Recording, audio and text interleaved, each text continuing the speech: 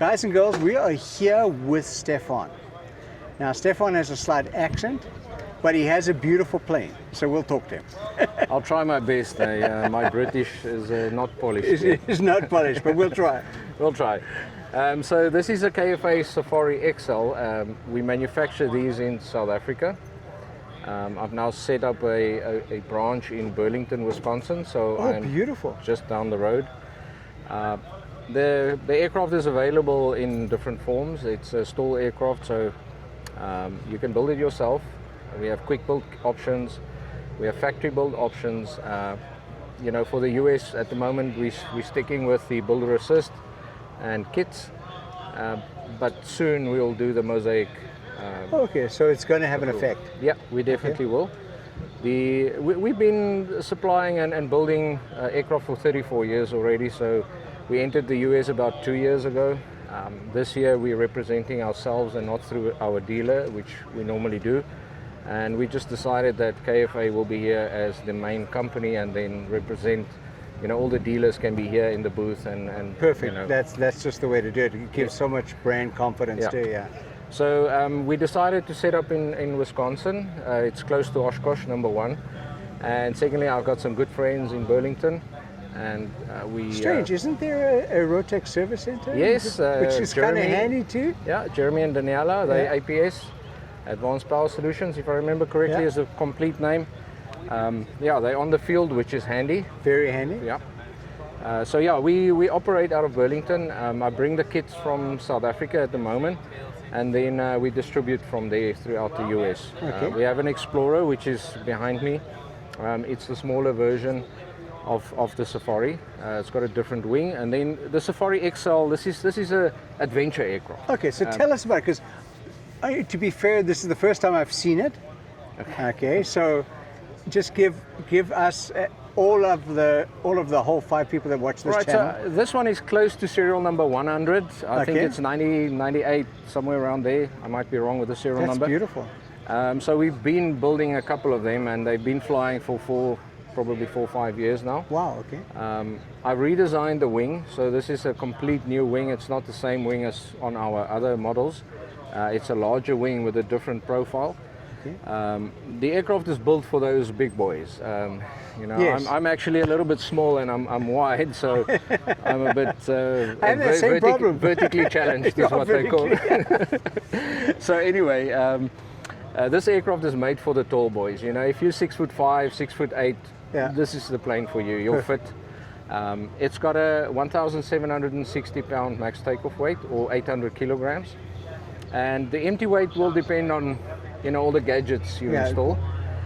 They vary from 400 kilograms, which is about 840 pounds, up to 1,100 pounds. So depending on how porky you want to build it and all the gadgets. And, if you want to stall aircraft, keep it light. This specific one is 997 pounds, if I remember correctly. That's pretty good.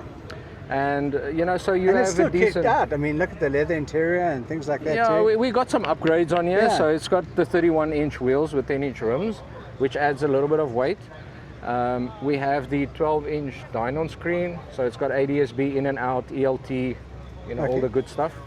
The radios, the equipment, everything is Dynon, and more important, it's Rotex power. Yeah, I'm actually lying to you. This specific one has got MGL in, but the standard aircraft fitment that we do, it's Dynon. Okay. So John, who built this plane, as I said to you before this interview, he came to South Africa. He spent 6 or 7 weeks at the factory, and he built this. He designed his own seats, so you'll see it's not the same as the other aircraft. Custom fit. Oh, he did all of that. That's beautiful. Yeah, so you'll see the luggage bay in the back. He's lined it with carbon. He made all the carbon panels himself, and so he's personalized it. This is his baby, he has an awesome taste in color. So. I was a bit skeptical about the purple, but it turned out to be an awesome airplane. Yeah. So we look at this aircraft. Who would be best suited for this aircraft? Well, firstly, if you're a tall person, if this would be for you. But if you're looking for an adventure aircraft that you can go places, it cruises at 100 knots with all the big wheels hanging out. It lands in under 100 feet if you really want to. So I would say the average pilot will be 200, 250 foot without pushing it. Yeah. If you'd seen the landing now, it was very short. We do have a bit of a wind, but yeah. Well, when you do it again, I'll definitely want to come out and yeah, get we some will be video of doing that, some yeah. demo flights during the week. But yeah, anyway, so it's a short field airplane. With a 916, it takes off in under 100 feet if you want to. Normally would be about 150 would be a standard takeoff at gross weight. You can load 110 pounds of baggage to stay within the CG limits. It's not a structural limit. Okay. The structural limit is 75 kilograms or 150 odd pounds. Wow. Okay. So if you put a heavier propeller on and you move your CG slightly forward, then you can load more in the back. Okay. It's got a parachute option, so you have a BRS option in the back. You lose luggage Space, basically. yeah. Fuel range? With a 916, you're looking at it 5.5 hours, so 500 plus nautical miles, and that's without any auxiliary tanks or anything like that. So 35 gallons of fuel. We've got a header tank which is about a gallon. You know, it's got all the safety systems. So there's a header tank warning light. If you run your fuel tank dry, all the fuel will accumulate in the header tank, and once that light goes on, you have 15 minutes to find a place to land. That's a big... But by the time that light goes on, you should have known that you've run out of fuel. But it's just an additional safety factor. It's a safety factor. Now, I see it's got E-props on the front, and you proudly got the E-prop flag flying there. Tell our audience why E-prop, what was the choice, why you think this works perfectly in your aircraft? So we have various propeller options. Yeah. So E-prop is not the only option. Okay. E-prop is our preferred option at the moment. They are very light. The propellers work very, very well. And the service from E-prop is excellent. Okay. So I've never had any bad experiences with E-prop. You know, the thing is, I mean, a 4-blade prop like this, which is built for the 916, and now this is a ground adjustable propeller. Okay. This propeller weighs under 4 kilograms, which is between 7.5 and 8.5 pounds. So it's very light. Initially, it was a bit of a challenge because now the CG moved shifts off. a little bit, yes. And but we just moved the battery a little bit forward. Okay. We have the glorious propeller from E-prop, which is the 3-blade one, and it's on the plane behind us. On the shorter wing. No. So this one is just a constant speed hydraulic electric propeller. So we will definitely take a peek over there because those blades look a lot shorter than. Yeah, and they're different. The shape is different. The core is different. So this one you'll see on the. If you look here, there's a number there. And that's specifically made for the 916 for the stall aircraft. Oh wow! So, yeah, it works excellent. I mean, I'm super impressed. E-prop took about 3 years to convince me that this little blade is going to be performing. Move the aircraft. Yeah. Yeah, but it does. I mean, if you look at a glider wing and all of that, it's efficient. It makes sense then. Yeah. They also react a little bit different than the standard propeller. You know, ground adjustable or fixed pitch. Normally, a standard propeller, when you set it up for good takeoff, you run out of there's always one section that's one section. You run out of RPM basically, so you're running at full throttle and not getting anywhere. Okay. But you have a good takeoff and climb. This propeller is different. We're getting 5,600 on takeoff and we cruise at 5,100. Oh wow! So it does give you that option. No, I won't say it out loud, but it's almost like having. It's like having a variable pitch propeller. So yeah, I was really impressed with them, and so since I've done all the flight testing and everything, and I've just realized that we gained 15 to 20% on performance, and it just makes sense. It's light. We don't have to drag all that weight. Plus the inertia, you know, on the gearbox and everything is a lot less. The engine and less wear and things like that. Yeah, the engine reacts immediately because it doesn't have to spin up all this weight. Yeah. So yeah, it's just all in all a very, very good propeller. Can we have a quick peek inside if I'll sneak around this one, way? as I said, is the MGL, so it's not our standard. No, that's okay. And there's a hole in the panel. It still needs a slip ball in here, which we'll get now from Spruce. Okay. But yeah, the MGL is manufactured in South Africa. They work well for the budget-friendly option. Yeah. The radio and intercom is touchscreen.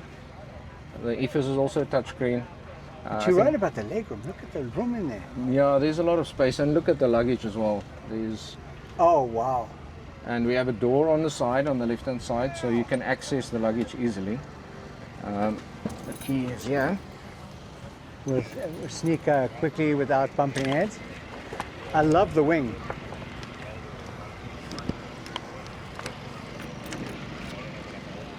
Yeah, so Oh, wow, that is easy access. and the door is removable, so take that in off there. and you have constant access. We removed the door on this one, and we can quickly move over to the other plane. Yeah, I'll let's show go and you have a look at this, and we'll most talk about. factory standard one. Yeah. I'm glad I bumped into you guys. Yeah, I know. So this is the E-prop Glorious propeller, what Okay. they call it. It's an electric hydraulic constant speed. So it's got a solenoid that controls the flow of the hydraulic fluid to the propeller. So it is a constant speed propeller. Okay. And I'll show you now inside. The controller is electric, so it's like having a blue knob. Okay, let me come around this Yeah, side and have a let's look do at that. So it is like having a blue knob, but not having the blue knob. You can actually. I'm on this side. Yeah, sorry. Just switch it on while it fires up. So the propeller has a target on it. So instead of the blue knob where you're guessing where the target is, you Okay. can now set it for the target you want, Oh, perfect. and it's keeping that. So you'll see in the green is for takeoff. It's set for 5750.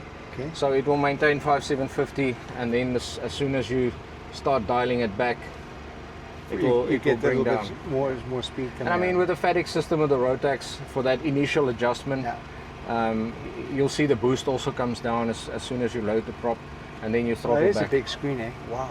Yeah, it's a 12-inch from Dynon.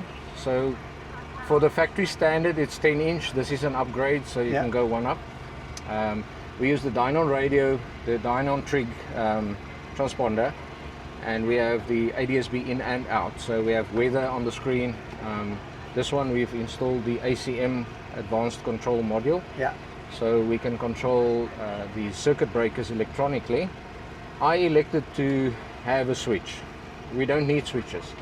But it's good to have. I like a switch because the moment I switch You can it see on, the old timers coming in yet. Yeah. Yeah, So- give me my switches back. the thing is, I don't want to go through screens when I want to switch something on and off. Yeah. I don't mind going through one screen to reset the circuit breaker. Yeah. But at least I have the option to switch off. You'll see the electronics going dead there when I. Okay, perfect. So the good thing about this is the moment you have a fault, let's say switch something off here, and it gives you a fault, so it will give you a fault warning in your headset, Okay. and then you can look on the screen and it will tell you what the problem is. You go to the ACM module, it's only one button, go to this and you can see which circuit breaker is changed, and it says reset, and then you can reset it and it's Oh, that's goes on. fantastic. And the breakers are programmable, and there's a lot of advantages.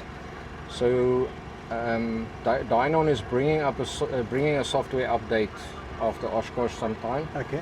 where you'll be able to configure the ACM through the Dynon. So you can rename the circuit breakers. You can Oh, perfect. you can allocate your amperages for different applications like EFIS or lights and so on, because they need different breakers.